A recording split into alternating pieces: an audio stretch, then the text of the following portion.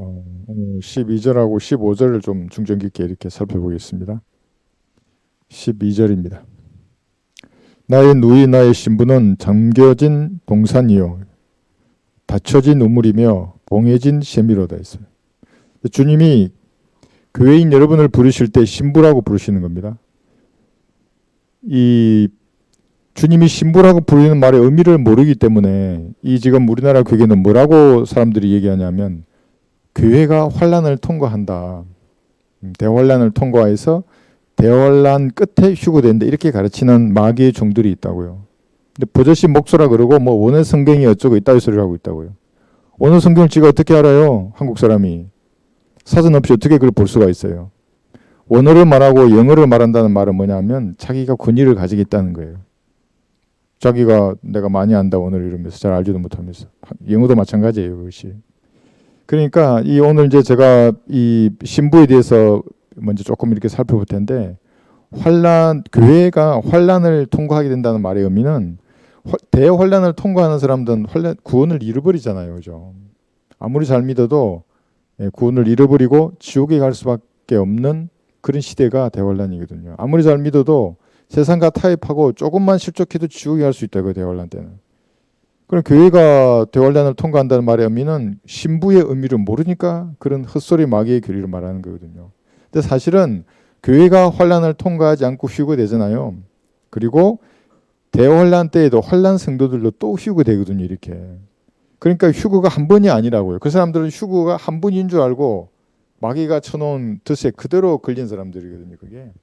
그러니까 마음속에 그런 더러운 마음을 품고 있기 때문에 주님이 딱 그들에게 어울리는 덫을 씌운 거예요. 그게. 우리가 항상 배우잖아요. 구약 성도의 휴거, 신약 성도의 휴거, 혼란 성도의 휴거와 부활이에요. 이것들이. 이것이 이 사람들이 첫 열매들이에요. 전체. 서열대로 되잖아요. 구약 성도의 휴거. 이게 첫 열매들이에요. 추수전에 있는. 그 다음에 추수가 있고 이삭 죽기 있다고요. 이래서 각자 자기 서열대로 세 단계로 생명의 부활이 일어나는 겁니다. 이게 첫 번째 부활에 참여하는 자들은 복이 있다고 이렇게 말씀하시는 거거든요. 그럼 두 번째 뭐예요? 첫 번째 부활의 말은 죽은 자들은 그대로 있고 죽은 자들로부터 이분들만 부활하는 거예요. 그러니까 두 번째 부활은 백보자 심판할 때 서기 위해서 모든 죽은 자들이 전부 다 부활할 거거든요. 그건 저주의 부활로 나오는 사람들이고. 그건 한 번이잖아요. 여기 한 번. 이때. 이걸 모른다고요. 그래서 신부라고 말할 때 나의 신부라 그러잖아요. 여기 이제 몇 가지 이렇게 써놨는데 이것이 어떤 의미인지를 전혀 몰라요. 이게 이제 점수나 한번 따라가 보세요. 내가 구원받을 때, 그러니까 여러분들이 구원받을 때에 38가지 이상의 변화가 일어났어요. 영적인 변화로서 이건 보이지 않아요? 내가 예수님의 피 흘려 죽으시고 예수님께서 보호하신 것을 마음으로 믿었어요? 그러면은 38가지 변화가 일어나는데 그것은 뭐에 근거하냐면 예수님의 피지 않습니까? 이게 뭐냐면 새 언약을 통해서 개인적으로 하나님과 맺은 언약이에요. 언약이니까 이건 파기가 불가능하다고요. 왜냐하면 그 예수님의 피로 인장을 찍었거든요. 성령이 보증이시고. 그러니까 개인적인 언약이 내가 구원받을 때 맺혀진다고요. 신부가 되었을 때. 그런데 죄 지었다 그래서 신부가 교회 시대에는 죄를 지었거나 회개를 똑바로 하지 않거나 부지간에 뭔 죄를 지었다고 해서 그게 없어지잖아요. 그러니까 어떤 사람은 그러더라고요.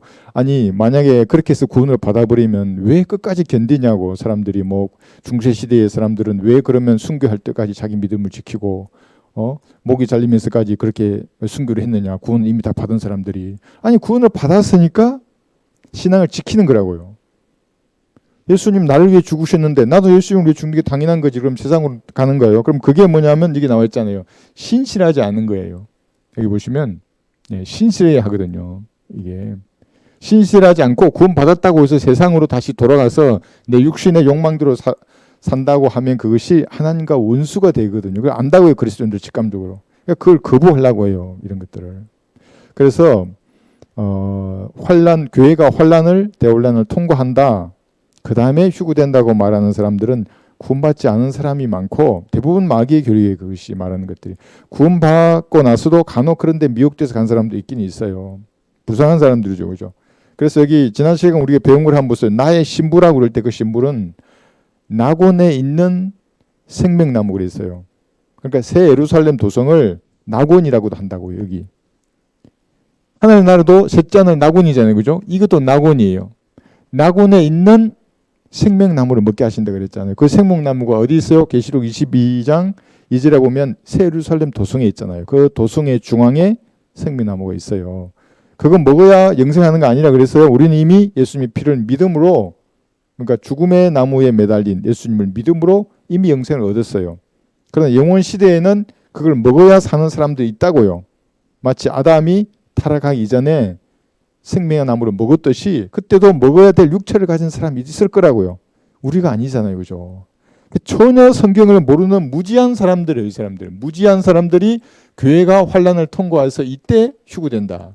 이게 없어지는 게 그 사람들은.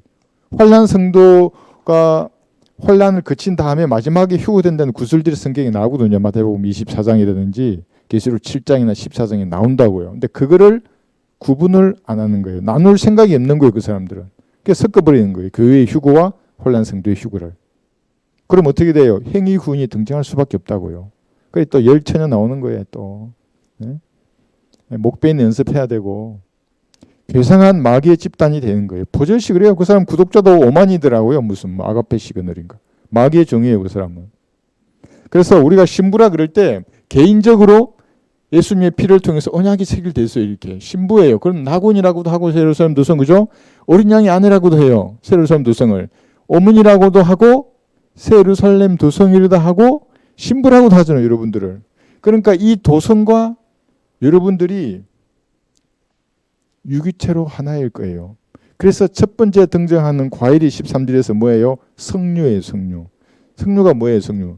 석류 아시죠? 저도 시골에 어릴 때 석류나무가 있었어요. 옆에 장독대 뒤에. 그러니까 할머니가 집에 가면 항상 그거 보고 했는데 석류가 하나잖아요. 탁 열면 안에 여러 쪽이 들어있죠. 그죠? 근데 그건 하나의 과일이에요.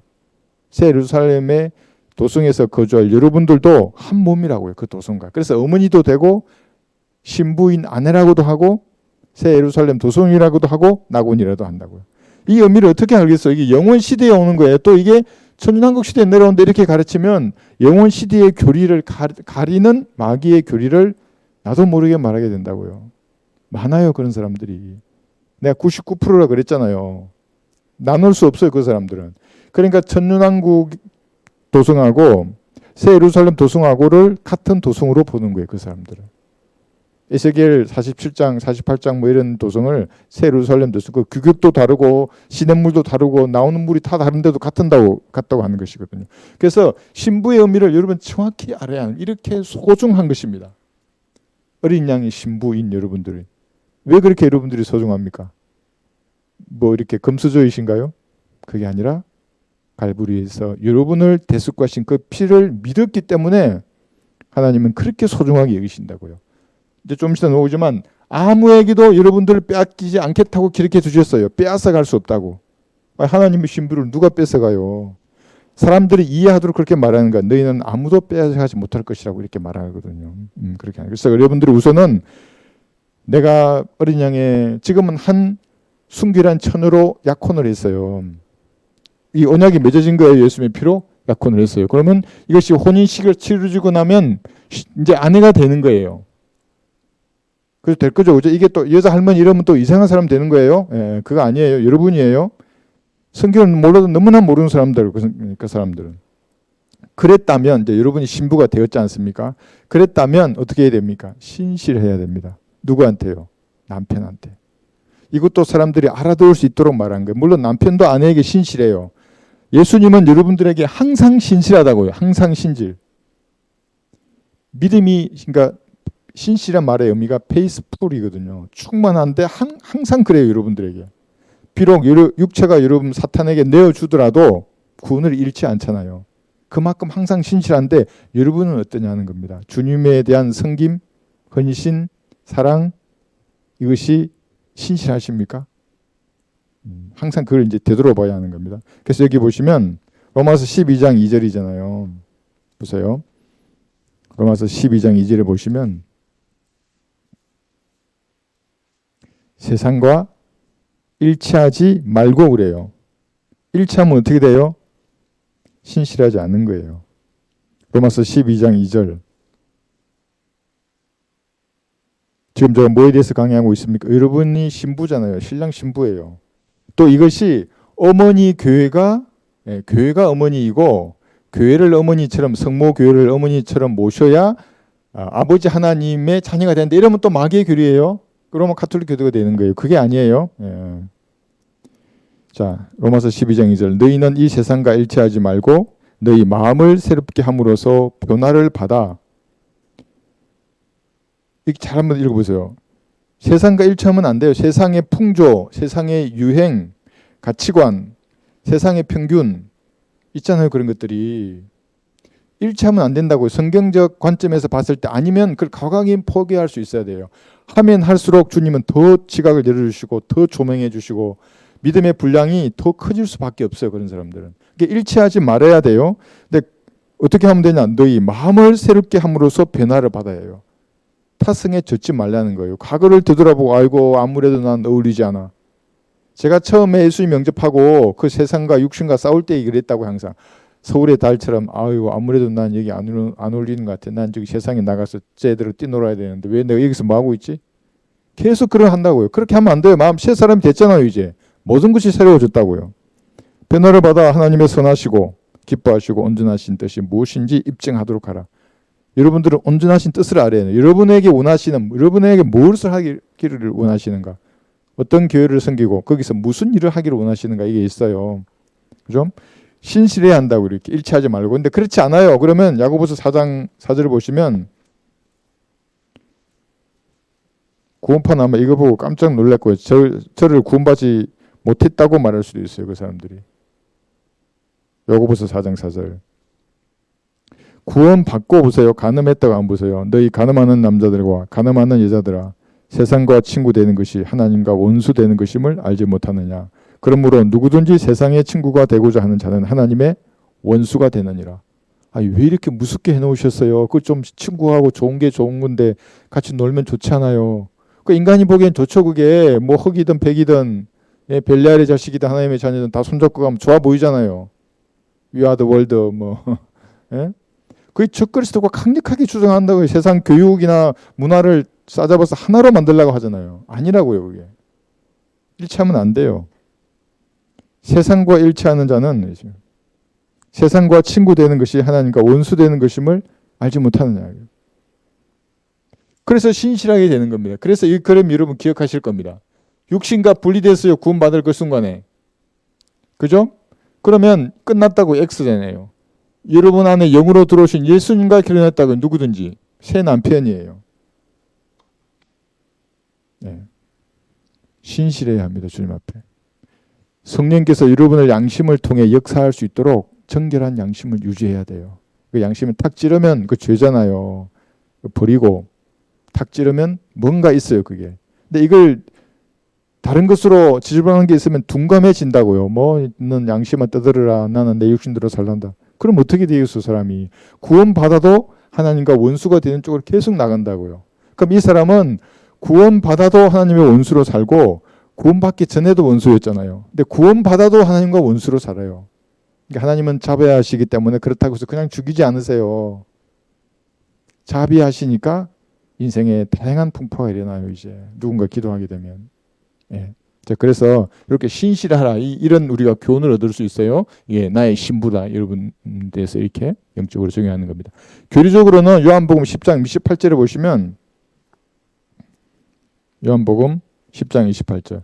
제가 이렇게 성경 구조를 가지고 단어 하나를 가지고 쪼개서 이렇게 교훈으로 설교를 하니까 또 성경 공부를 하니까 어떤 사람이 이게 잘못했다고 또 누가 비판을 하더라고요. 그렇지 않아요. 그러니까 말씀을 가지고 영적으로 얼마나 풍성하게 적용할 수 있는지 모르는 거예요. 그 문맥에서 말하는 뜻이 A라면 B, C, D, E, F 마음대로 적용할 수 있어요. 영적으로. 왜냐하면 그 단어가 영감받았기 때문에. 제 말이 아니라 르크마 목사님도 그렇게 주석서에서 계속 강조하신다고요. 우리는 극단적 세대주의자가 아니기 때문에 얼마든지 다양한 방법으로 풍성하게 적용할 수 있다고.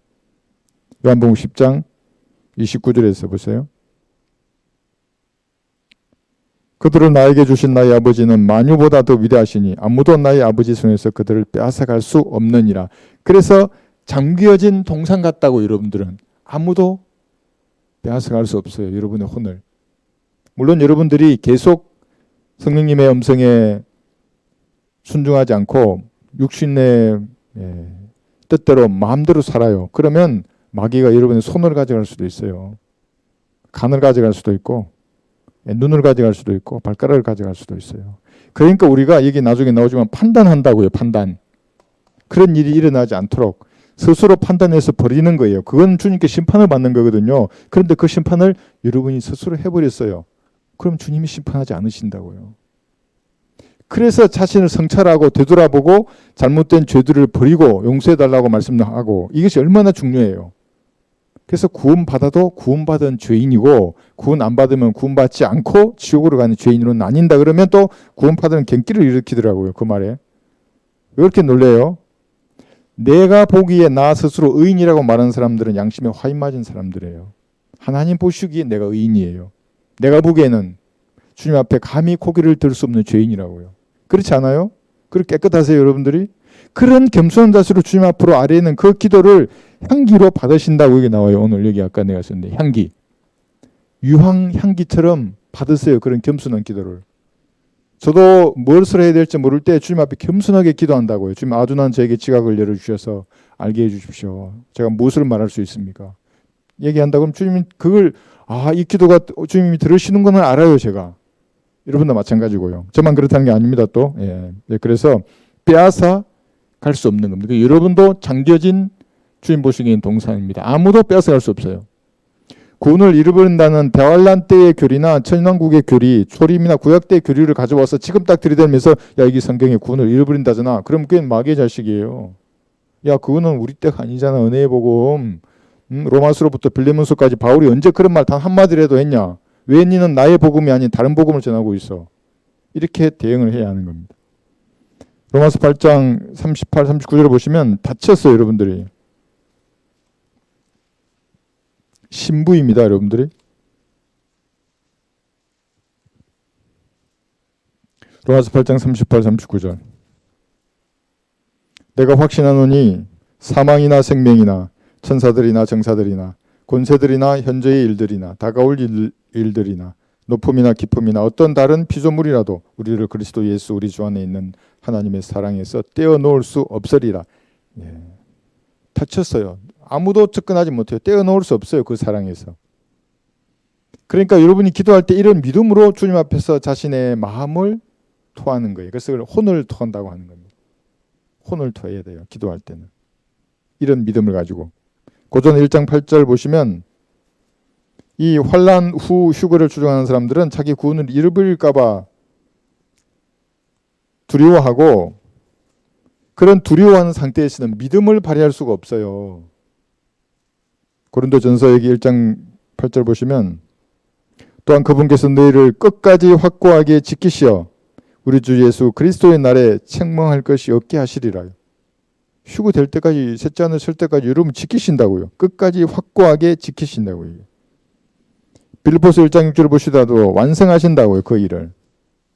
여러분이 구원받을 때 시작하신 그 선한 일 예수님의 형상과 일치하도록 완성하실 거예요. 주님이. 우리가 이것을 확신하노니 너희 안에서 선한 일을 시작하신 그분께서 예수 그리스도의 날까지 그 일을 완성하시리라요.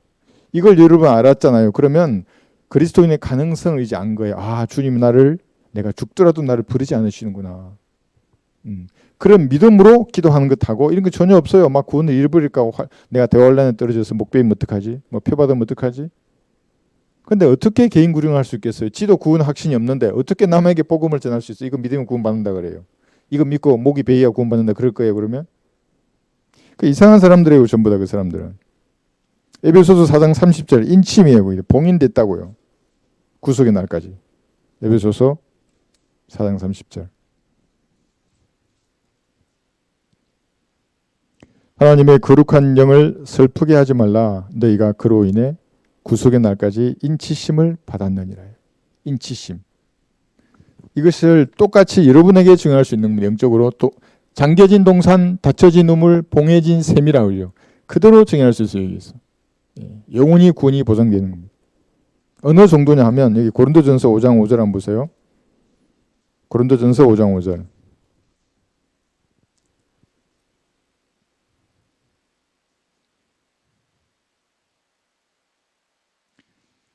여기 지금 고전 5장 5절은 1절에 보시면 근친상간의 죄를 범한 자, 이런 자들에게 그러한 자를 사탄에게 넘겨주어 그 육신은 멸망케 하여도 그 영은 주 예수의 날에 구원받게 하려 함이라. 이게 무슨 말이에요?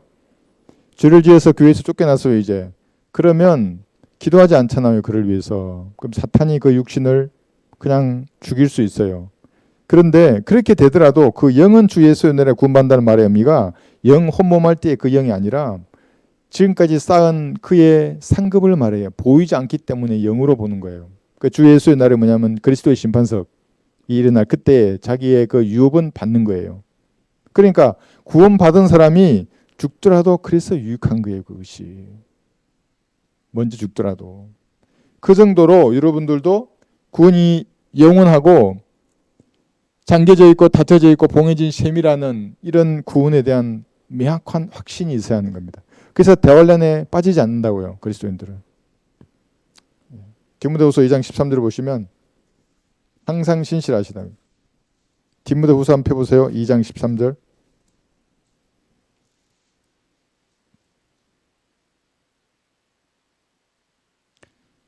우리가 믿지 아니하여도 그는 항상 신실하시니 그는 스스로를 부인하실 수 없습니다. 기록된 하나님의 말씀을 부인하실 수 없습니다. 하나님은. 물론 전능하신 분이니까 얼마든지 하지 못할 게 없잖아요. 전능인데 전능하신 분이라도 자신의 능력을 말씀에 맞추신다고요. 기록된 그대로 하시는. 그래서 의로우신 분이에요. 하나님이. 이런 분이 여러분의 하나님인 게 얼마나 감사해요. 뭐 이상한 총회장 뭐 이상한 사이비 보세요. 자기가 마치 하나님처럼 하는 사람들. 어떻게 그런 사람을 믿을 수 있어요. 하나님은 항상 신실하십니다. 다시 솔로몬의 노래로 돌아가셔서 4장 13, 14절을 보시면 여기에요. 지금 여기는 15절이고 여기 볼게요. 13, 14절 13절부터 14절 보시면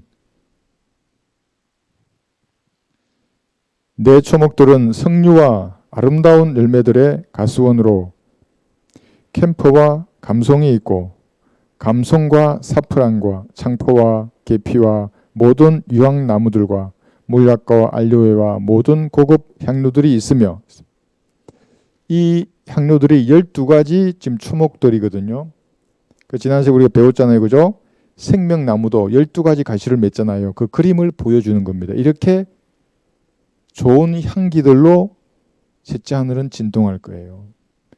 그러니까 이제 주님께서 얼마나 이 미적인 감각을 가지시고 셋째 하늘을 설계하셨는가 그것도 좀 보겠지만 건축가 중에서 최고의 건축가이잖아요. 디자이너이시고 그 색깔도 얼마나 조화롭게 색상을 만드셨겠어요. 그 다음에 12가지 향기 나는 식물들이 쫙 나열되어 있어요. 그만큼 셋째 하늘에는 어떤 형태로든지 아마 최고의 그 향품들로 된 그런 동산이 있을 거예요. 잘은 모르겠지만 근데 여기서 우리가 영적으로 교훈을 얻을 수 있는 게 뭐냐면 다 한 가지씩인데 감송 향기만 2번 언급이 돼 있어요.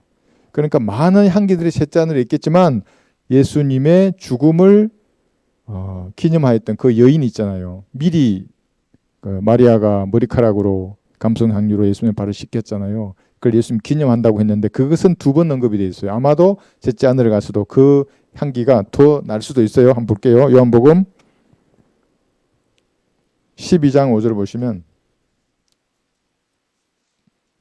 요한복음 12장 5절에서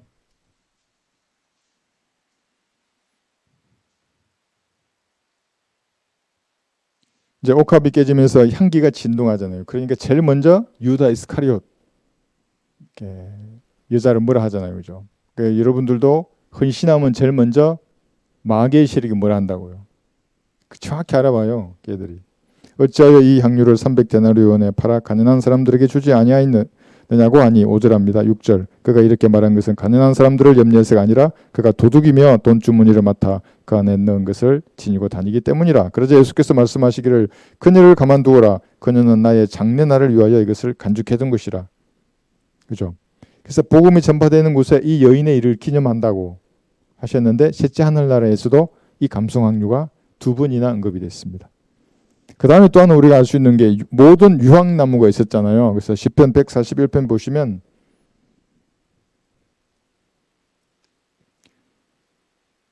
여러분 어릴 때 그 여름 성경학교 다녔잖아요. 저 지금도 기억해요. 오늘 집을 나서기 전 기도했나요? 예? 사람을 만나기 전에 여러분 기도하시나요? 일하시기 전에 기도하시나요? 주님 앞에 여러분의 혼을 토하는 기도를 말하는 겁니다. 141편 1, 2절 보시면 그 기도가 주님 앞에는 향기로운 향기를 내는 그와 똑같다고요. 여기 1절 주여 내가 주께 부르짖으오니 속히 내게 임하시고 내가 주께 부르짖을 때 내 음성에 귀를 기울여 주소서. 내 기도가 주 앞에 향처럼 놓이게 하시며 나의 손을 들어 올림이 저녁 희생제와 같게 하소서. 겸손하게 여러분의 혼을 토하고, 그러니까 기도 응답이 되지 않는 문제들이 있잖아요. 낙심하지 말고 기도하는 거예요. 기도란 것은 다만 여러분의 마음을 주님 앞에 토하는 거예요. 이게. 세상 어떤 사람이 여러분의 마음의 중심에 있는 걸 다 토해냈을 때 그걸 다 들어줄 수 있는 사람이 어디 있어요? 아무도 없어요. 그건 비밀은 간직하는 거예요. 비밀은 주님 앞에만 말하는 것이거든요. 그럼 주님이 위로하시고 들으시고 주님의 때에 응답하시게 되어 있어요. 이제 이걸 안 해보신 분들은 아이고 뭐 그 시간에 뭐 다른 일을 해야지 뭐 기도한다고 밥이 나와 떡이 나와 뭐 그러시네. 그러니까 모른다고 해야지 영적인 세계에서 무슨 일이 일어나는지. 물론 당연히 열심히 일해야 되죠. 근데 그 이전에 먼저 기도하는 겁니다. 그것이 아름다운 향기, 향기처럼 주님께서 맡으시는 겁니다. 자, 이런 이제 영적인 교훈을 얻을 수 있고, 여기 솔로몬으로 다시 돌아가셔서 4장 15절.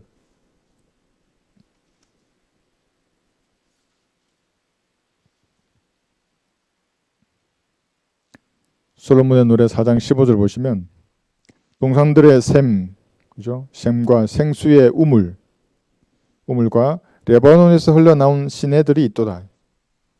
이걸 영적으로 한번 적용하겠습니다. 이걸 적용하면 샘, 우물, 시내들이지 않습니까? 예레미야 2장 13절에 보시면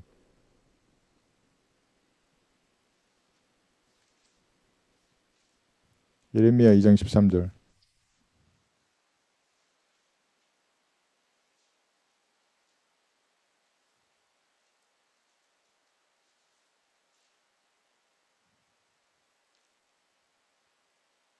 이는 내 백성이 두 가지 악을 범하였음이니 즉 그들이 생수의 근원이신 나를 버렸으며 또 물통들을 만든 것인데 물을 저정하지 못할 깨진 물통들이라 했어요. 지금 이제 영적인 적응을 배우는 겁니다. 물에 대해서. 이게 무슨 말일까요? 깨진 물통들. 이게 그림 그려놨어요. 세상 사람들은 전부 이 깨진 물통 중에 하나를 다 가지고 있어요. 예수님의 신부가 되지 않은 사람들 있잖아요. 갈보리의 피를 믿음으로 신약이 그 사람에게 이제 적용이 되는 거예요. 모든 죄가 용서되는 거예요. 과거나 현재나 미래의 죄들이. 신부가 되지 않았어요. 그러면 물통을 하나씩 들고 있는데 그 물통이 깨진 물통이에요. 어떤 사람은 종교라고 하는 진짜 번듯한 물통을 가지고 있어요. 막 황금빛이 빛나요. 막 열심히 뭐 하잖아요. 막 교회도 다니고 뭐 헌금도 엄청 하고 집을 뭐 두 채까지 바쳤다는 사람도 있잖아요. 두 채까지 집을. 그런데 깨진 물통이에요. 아무리 보던 차오르지 않는다고요. 주님이 원하시는 의의 기준에 도달하지가 못한다고. 왜 도달하지 못해요? 깨졌는데 물통에 뭐. 부흥은 뭐예요? 새벽기도 뭐 나가고 100일기도 1000일기도 1000번제 한다고 봉투를 1000번 줬대요. 목사한테. 그것도 봉투의 번호를 매길까요? 5번 7번 이러면서 1000번 봉투를 매기는 거예요. 깨져 있다고 그래요. 그것이. 예수님을 구주로 영접해서 구원받고 그래야 메우시잖아요. 그리고 성경대로 주님을 섬겨야지 그것이. 그래야 오른다고 이것이. 그렇죠. 심판서에서 거두죠 그게. 근데 그러지 않는 사람들 있잖아요. 전부 깨지네요. 쪽박이에요. 쪽박을 찬다 하잖아요. 그게. 세상 사람들도 안다고요. 그게. 어렴풋하게. 예수님의 피로 구원받고 성경대로 주님을 섬겨야만이 물이 차오르는 거예요. 이게. 그 옆에 있잖아요. 과학이라는 거. 과학자들 많잖아요. 저도 아는 사람 중에 과학자 있지만 어쩌다는 거예요 그것이. 하나님 보신 눈으로. 아무리 채워도 채울 수 없어요. 그게. 뭐 해보세요. 무슨 업적을 이 땅에 뭐 많은 발명을 했던 사람들 발명가들이 있지만 해 아래 새 것은 없는 것이거든요. 아마도 창세기 1장 1절 그 세상에 뭔가 있었을지도 몰라요. 그것 따라 하는 것일지도 몰라요. 어쨌거나 깨진 쪽박이에요. 그것도. 철학도 마찬가지예요. 그 사람들이 지혜를 숭상하는 사람들이 왜 예수님 자체가 지혜와 지식의 근본이신데 예수님이 없는 사람들이 그 전부 쪽박이가 깨진 것더라고요. 그거 외에도 엄밀한 것들 무슨 돈, 재물, 쾌락, 물통 좋죠. 예뻐 보이죠. 그게 깨졌다고요. 그거. 이게 사실은 다 쓰레기를 안고 있는 겁니다. 그게 싫으시면 자기가 죄인임을 시인하고 이 예수님의 피가 그 사람의 자기 죄를 용서했다는 사실을 마음을 다하여 믿으면 되는 거예요. 그러면 깨진 쪽박이 바뀌어요. 예수님의 의를 가진 사람으로. 네. 볼까요 여기? 전도서 2장 17절. 영의 고통이에요. 죽으면 지옥에 가는데 뭐 얼마나 노력해 열심히 해요. 대학 가기 위해서 하고 직장 가서도 열심히 하고 또 결혼해서 가정으로서 그 책임을 다하기 위해서 얼마나 열심히들 살아요. 그런데 가져갈 수 없는 그 일이잖아요. 그게 전부. 그것을 위해서 일하기 때문에 그 영의 고통이에요. 전도서 2장 17절.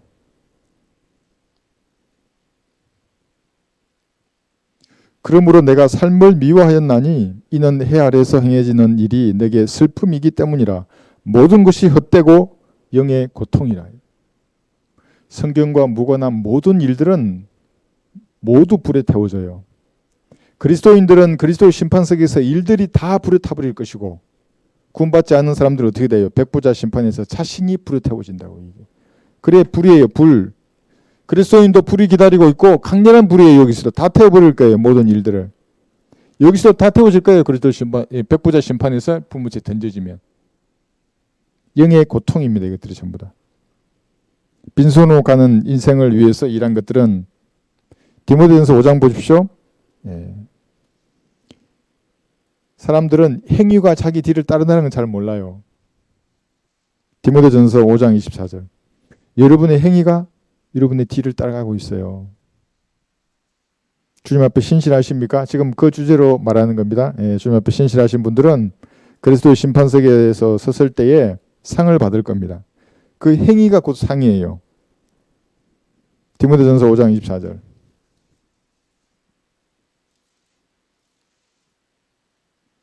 어떤 사람들의 죄들은 먼저 드러나서 먼저 심판으로 나아가고 또 어떤 사람들은 그 뒤를 따르나니 이와 같이 어떤 사람들의 선행도 먼저 드러나고 그렇지 않은 자들도 숨길 수 없느니라. 선행이 먼저 드러나게 돼 있어요. 그런데 드러나지 않더라도 그리스도의 심판석에서는 모든 것이 명명백백하게 밝혀질 거예요. 선이든 악이든 모든 행위들이 드러나게 돼 있어요. 선이든 아니든 한번 볼까요 여기? 예. 고린도후서 5장 10절을 보시면 선이든 악이든 어떤 행위를 하면 그리스도인들이든 아니든 그죠? 예, 특히 그리스도인들은 더해요. 선이든 악이든. 고린도후서 5장 10절.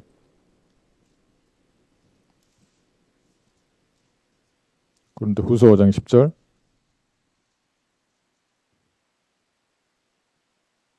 자, 조금 기다릴게요. 한번 찾아보십시오. 고린도후서 5장 10절. 그러니까 여러분 구원받은 성도들의 뒤로 행위들이 따라가잖아요. 그건 그리스도의 심판석에서 이제 그게 선인지 악인지 드러날 거예요. 구원받지 않았어요. 그럼 행위들이 뒤로 따라가잖아요. 백부자 심판에서 자기를 찾아낼 거예요. 모른 척 하고 있어도 야 죄가 그 사람한테 야 나야 나. 네가 죄를 지었잖아. 나라고 나 죄. 예, 그렇게 되는 거거든요. 여기 보시면 고린도후서 5장 10절 이는 우리 모두가 반드시 그리스도의 심판석 앞에 나아가서 이게 하나님의 심판대가 아니에요. 백부자 심판이 아니에요. 그리스도의 심판석. 교회가 휴구되어서 받는 심판을 말해요. 여기는 지옥에 보내지 않아요. 다만 이를 불에 태울 뿐입니다. 구원받고 선한 일을 했는가, 성경대로 하나님을 섬겼는가, 섬기지 않는가요. 선이든지 악이든지 각자 자기가 행한 것에 따라 자기 몸으로 행한 것들을 받을 것이기 때문이라. 자, 구원받은 이후에 이제 여러분들이 죄를 지었어요. 그런데 내가 구원파의 교리에 따라 그거를 주님 제가 이런 양심에 거리끼는 죄를 주님 예수님의 피로 이거 씻겨 주십시오. 주님 제 죄를 용서해 주십시오. 제가 연약해서 죄를 지었습니다. 이런 자기가 스스로 자기 죄를 판단하는 과정을 거치지 않았어요. 그러면 그리스도 심판석에서 다 밝혀져요. 얼마나 부끄러워요. 많은 사람들 앞에. 근데 그러기 전에 이 땅에서 판단하는 거예요. 그 죄를 심판하는 거예요. 그러면 드러나지 않을 거예요. 고전 11장 31절 보세요. 그래서 이게 중요하니까 이게 두 번째 심판이거든요. 구원파는 이걸 어떻게 알았든지 이걸 없애버리는 거예요. 사실은 그게 무서운 거예요. 그게 구원받고 이거 안 하잖아요. 그러면 그리스도의 심판석에서 부끄러워 죽을 거예요. 전부 다 아마 다 보고 있는데 내가 다 보고 아이고 저런 죄를 지었구나. 이 땅에서 심판하고 그러니까 그 죄들을 자백해서 버리는 겁니다. 고린도전서 11장 31, 32절. 자, 이것도 기다릴게요. 펴보세요. 고린도전서 11장 31, 32절 진짜 중요해요. 구원 받았으면 이걸 어떻게 하는지 아는 사람과 모르는 사람으로 나눌 정도로 중요해요. 이걸 할 줄 모르면 왜냐하면 기도가 이제 안 올라간다고. 향기로운 향이 돼야 되는데 거기서 악취가 난다고요. 기도에. 그럼 주님이 싫어하지. 야 이게 냄새 난다 치우라 그러신다고요. 고린도전서 11장 31절 펴셨죠. 만일 우리가 우리 자신을 판단한다면 이게 무슨 말이에요? 내 양심이 죄라고 지적하는 그거를 그래 그 죄야. 주님 제가 죄를 지었습니다. 이 죄를 용서해 주십시오. 라고 판단한다면 이 말이에요. 판단받지 않으리라. 주님이 나를 판단하지 않아요. 저 인간이 죄를 지었군 하고 하지 않으신다고. 왜? 내가 주님께 용서를 구했으니까 갈보리의 피를 의지해서 그걸 용서해 줘 버리신다고. 주님 판단하지 않으시고. 그 다음 들어보세요. 그러나 우리가 판단받는 것은 주께 징계를 받는 것이니 이는 우리로 세상과 함께 정죄받지 않게 하려 함이라. 그죠? 않게 하려 함이로다. 징계를 받고 끝나버린다고요. 그냥. 그러니까 용서를 구하라고 양심에 그리끼는 죄들을 그렇게 매 설교 때마다 하라 그러는데 나는 트럼프처럼 나는 한 번도 잘못한 것도 없고 죄 지은 적도 없고 그럼 뭐 이 사람은 양심에 이미 벌써 화인을 맞아서 시뻘겋게 지져졌다고. 이게 양심이 제 기능을 못하는 거예요. 그럼 내가 침이 꼴깍꼴 삼켜줘야 도대체 이 사람 어디서부터 가르쳐야 되냐고. 그럼 같이 교제가 안 된다고. 자기 성찰을 안 하는 사람인데 어떻게. 그래서 여러분들은 이 의미를 잘 알아서 그리스도의 심판석에 서기 전에 선이든 악이든 다 드러나요. 다. 그러기 전에 자신이 먼저 심판에서 풀어야 되는 겁니다. 그러지 않으면 다 드러나요. 숨길 수 없어요. 이 땅에서 안 드러났다고 아이고 모르지 아무도 그랬어요. 그렇지만 그리스도 심판석에 하면 다 드러난다고요. 백보자 심판도 마찬가지예요. 전도서 여기 12장 14절 은밀한 것들을 심판한다고 이게 두 번 나오잖아요. 전도서 12장 14절. 끝까지 구원을 거부하고 행위 구원을 따라가는 사람들은 백보자 심판에서 자기 죄들이 온 우주에 전파되는 걸 볼 거예요. 온 우주에 있는 모든 사람이 그 사람이 죄를 알고 얼굴도 아는 거예요. 목소리도 알고 어떻게 살아요. 그래서 불못에 던져지는 거예요. 전도서 2장 14절. 그게 싫으면 갈보리의 피 앞에 무릎 꿇어요. 그냥 하나님 나 같은 죄인을 위해서 그 귀한 피를 흘려주셔서 감사합니다. 저를 구원해 주십시오. 전 구원받고 싶습니다. 겸손하게 나가면 누구든지 구원받아요. 그렇게 겸손하지 않으니까 흥 하고 있으니까 하나님을 조롱하는 사람이 어떻게 구원받을 수 있겠어요. 전도서 12장 14절.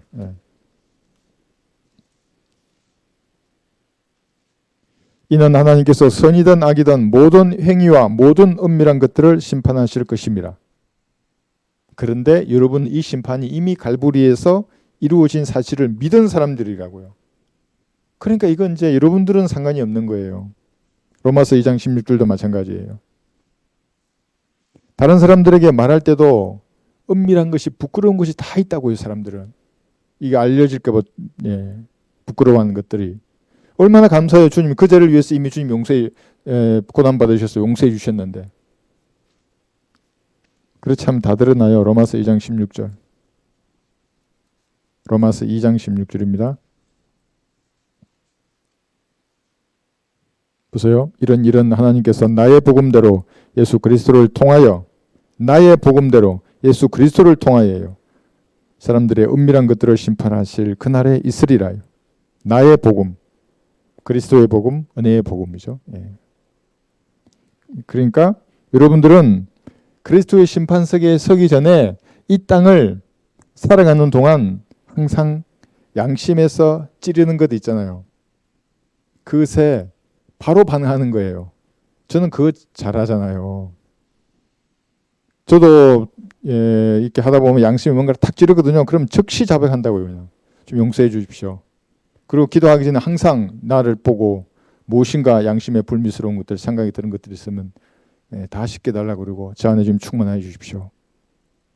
이것을 여러분들이 실제로 해야 합니다. 이제 오늘 이 시간 성경 공부 끝나고 할 때 한번 해보세요. 내 양심을 보세요. 근데 양심을 봤는데 트럼프야. 난 너무나 거룩해. 그러면 이게 좀 성경을 다시 봐요. 천천히 읽고 잘 모르는 거니까 좀 다시 좀 봤으면 좋겠어요. 예레미야 여기 17장 13절에 보시면 구원을 거부한다는 게 얼마나 무시무시한 일인지를 몰라요. 그래서 여러분들 복음 전할 때 우리 잘하더라고 우리 성도들이 구글하지 않는 거 잘 하시는 거예요. 전도지 주고 안 받잖아요. 그래요. 건강석처럼 하는 거예요. 그 사람은 자기가 지금 뭐 하는지를 몰라요. 예레미야 17장 13절을 보시면 오 주 이스라엘의 소망이시여 주를 버리는 자는 다 수치를 당할 것이며 여러분 전도지를 버리는 사람들은 다 수치를 당할 거예요. 이렇게 또 말할 수 없잖아요. 그거 버리는 사람한테 야 너 그거 버리면 수치를 당해 이럴 수는 없어도 여러분들은 아니까 독려하지 않는다고요. 막 반하고 왜 이거 주냐 그러고 뭐 꺼지라 그러고 그래도 그래 언젠가는 그 사람이 하나님이 그렇게 말할 거예요. 영원한 불못으로 들어가라 꺼지라 이 말이에요. 그게 또 내게서 떠나는 자들은 흙에 기록되리니 이는 그들이 생수의 근원이신 줄을 버렸습니다. 지금 물에 대해서 하잖아요. 그죠? 흙에 기록된 없는데 흙이 아무것도 의미가 없는 사람들이에요. 모두에게 잊혀진 망각된 존재가 되는 겁니다. 언제? 불못에 던져지면 아무도 기억하지 않는다고 이제. 그래서 모든 눈물을 닦아내시는 거예요. 이제 내 지인 중에 누군가가 영원히 불못에 있다 그러면 내가 어떻게 뭐 먹어도 그게 먹는 것이겠어요. 잠자도 자는 게 아닐 거 아니에요. 아마도 불못에 던져진 누군가는 모두에게 잊혀질 겁니다. 흙에 기록된 사람들이 있어요. 그런데 요한복음 4장 14절 보세요. 내가 주는 물 복음을 믿었어요. 여러분들. 정말 복받은 사람들이에요. 은혜의 복음이죠. 예수님의 피로 죄가 용서된 사실을 믿었어요. 지금은 표가 안 날 수 있어요. 안 믿는 사람들 잘 살 수도 있어요. 그러나 잠시 후면 모든 것이 밝혀질 거예요. 요한복음 4장 14절 보세요. 14절 내가 주는 물을 마시는 사람은 누구든지 영원히 목마르지 아니하리라. 그러나 내가 그에게 주는 물은 그 사람 안에서 영원한 생명으로 솟아오르는 샘물이 되리라고 하시니라. 이 샘물이 누구예요? 성령님이에요. 여러분 안에 성령님이 다 거하신다고. 이게 생수의 강이에요. 이게 목마르지 않아요. 더 이상 영적으로. 다만 충만하지 않으니까 사막 같은 길을 걸을 뿐이에요. 그리스도인들이. 이게 충만해서 정말 물된 동산처럼 살고 싶으세요? 여기 적어놨어요. 제가.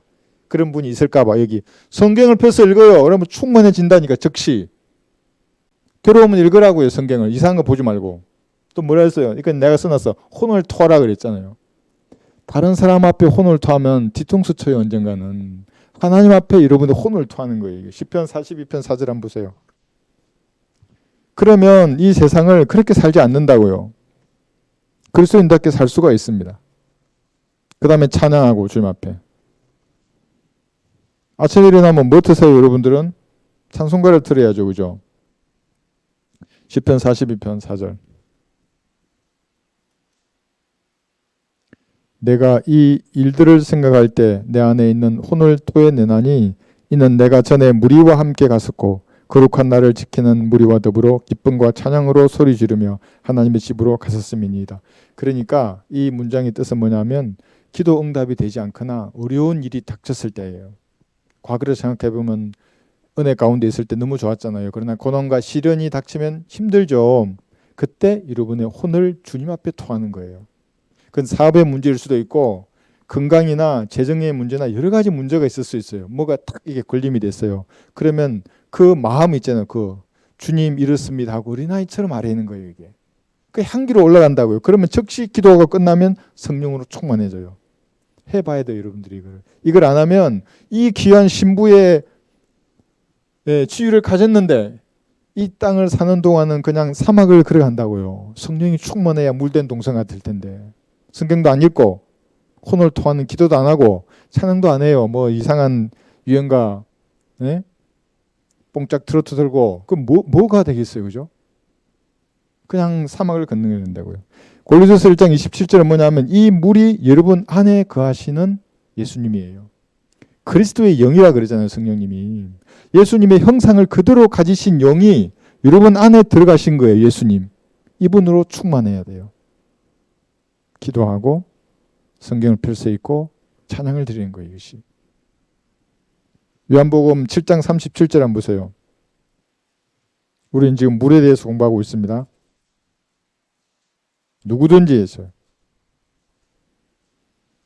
만약에 예수님께서 누구든지라 그러지 않고 야, 좀 깨끗하게 사는 사람들, 좀 거룩한 사람들은 아니면 선택되거나 예정된 사람들만 와라 이랬으면 저 같은 사람이 어디 끼겠어요. 어디 전방에서 그냥 늑대처럼 뛰어다니는 사람이 어디서 거룩한 주님의 자녀가 돼가지고 이렇게 찬양하고 기도할 수 있겠어요. 누구든지 그러잖아요. 그죠? 7장 37절. 그 명절의 가장 큰 날인 마지막 날에 예수께서 서서 외쳐 말씀하시기를 누구든지 목마르거든 내게로 와서 마시라. 목마른 사람이 구원받는 겁니다. 나 뭐 다 가져서 돈도 있고 종교도 있고 뭐 부족한 게 없어. 어떻게 구원을 받겠어요? 목마른 사람이 구원받는 거예요. 전 너무나 목말랐어요. 20대 초반에 군대 처음 갔을 때. 모든 게 목말랐다고요. 알고 싶었어요. 뭐 진리도 알고 싶었고. 여러분들 그러니까 구원받고 오늘 여기로 인도되신 겁니다.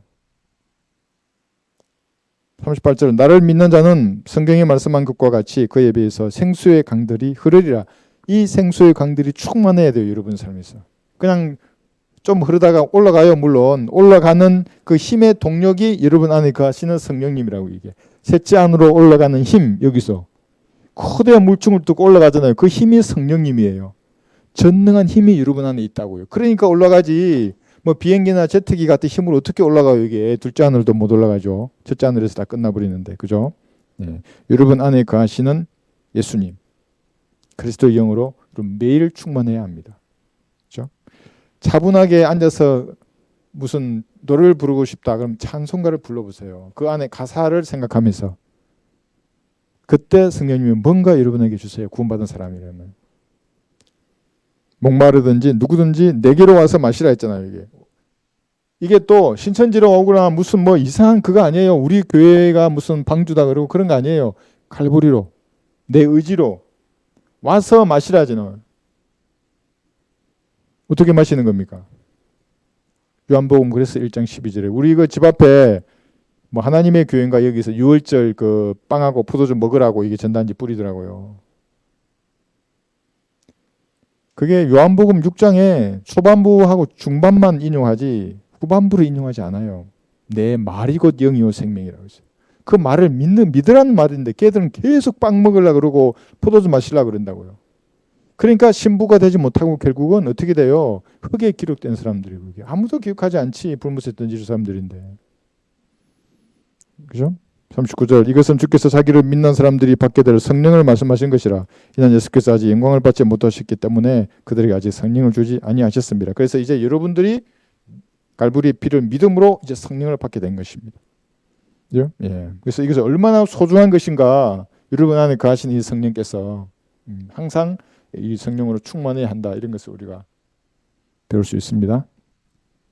근데 이 물은 이런 영적인 의미뿐만 아니라 천년왕국이 되면 실제적으로 예루살렘에서 생수가 흘러나와서 그 물이 닿는 모든 곳을 치유할 거예요. 여기 앞바다, 뒷바다 있잖아요. 이게 나올 거예요. 뒷바다가 지중해고 앞바다가 사해거든요.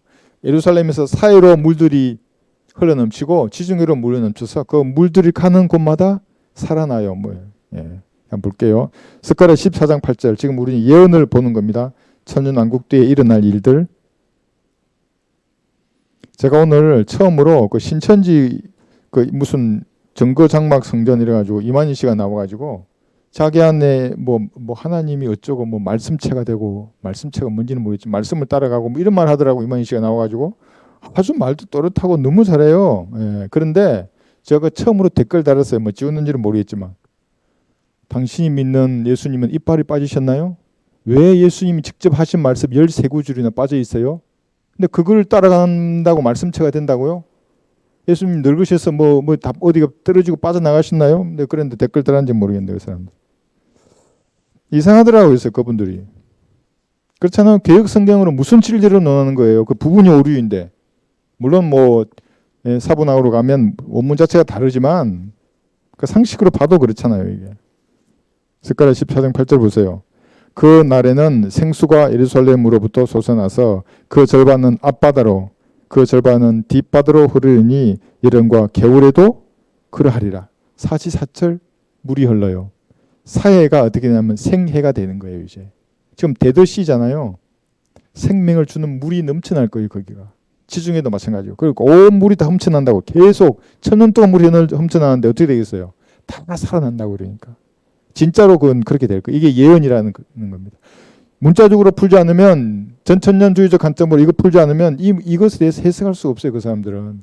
또 이걸 영적으로 풀어야지 가지고 그럼 예루살렘에서 그러면 그 예루살렘은 자기 교단이라 그러고 자기 교회라 그러고 생명 물이 뭐 만나서 뭐 사람이 어떻게 잘 산다 그러고 그런 마귀의 교리를 말하게 되는 겁니다. 에스겔기 47장 보시면 마지막으로 볼게요.